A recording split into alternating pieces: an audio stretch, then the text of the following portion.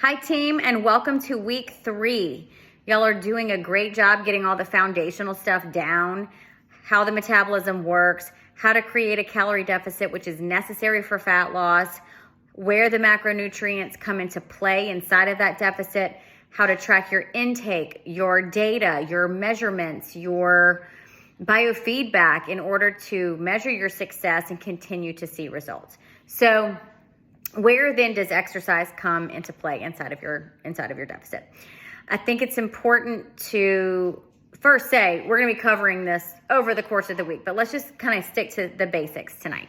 And so it's necessary to understand that losing fat in a calorie deficit is only going to make you a smaller version of yourself. You're not going to lose 10 pounds and suddenly have biceps and a six-pack if you didn't have that before coming into the program. So know that the purpose of exercise in a calorie deficit is strictly to maintain the existing muscle that you already have. It is very, very rare to be able to build new significant muscle while you are in a calorie deficit. In order for that to happen, you need to be eating a significantly higher number of calories than you're currently eating. And so that muscle building is going to come in a completely different phase, and that's for later. So right now we're in this temporary deficit phase. So know that any exercise that you incorporate from today forward is only to accelerate your results. So let's talk about the math behind that for a second. And I gave you a scenario earlier this week about Sally, I think was her name.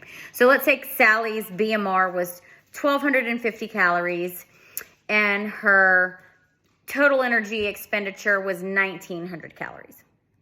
So we set Sally's calorie deficit at 1,600 calories. So that's a very moderate deficit.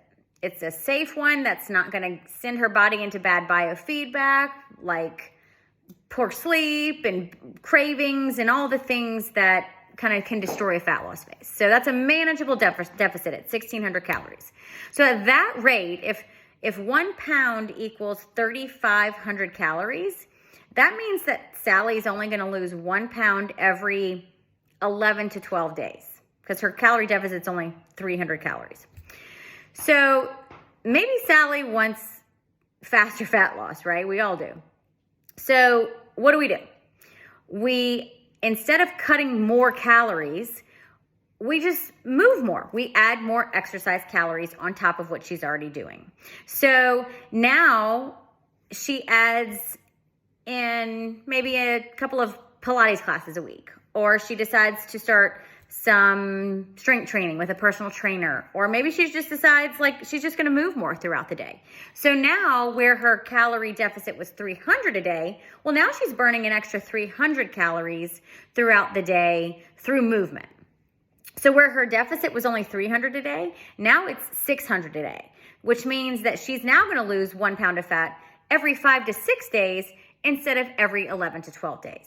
So that's how you incorporate exercise into a deficit to accelerate results. That's the math behind it. Now remember, when I set your calorie goal, I've already taken into account the exercise that you're already doing. So if you want to see faster fat loss, we'll need to start talking about how to incorporate more movement into that deficit.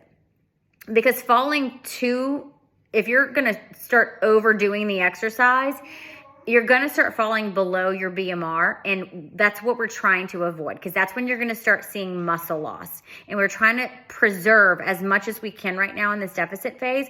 And that's why we're prioritizing protein. And so protein is the only way to sustain muscle. And it's what is necessary to feed your muscle in order for it to grow. The more muscle that you have, the more calories that you will burn at rest. So 1 pound of muscle will burn approximately 50 to 75 calories, where 1 pound of fat is only going to burn about 5 calories. So it is true when you hear eat less and move more. You just have to do it carefully so that you're not compromising your body's biofeedback.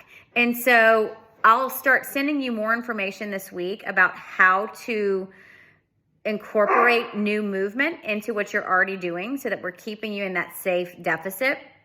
And so stay tuned for more emails. But moving forward, if you're trying to accelerate your results, simply try moving more throughout the day. And I mean that in things like standing up more, walking around more, just increasing your daily step count, all of those types of just movement that are not sending your body into a bigger state of stress than it's already under in your calorie deficit. So stay tuned for more tips on that. Otherwise, keep up the great work, and I'll be talking to you all soon. Good night.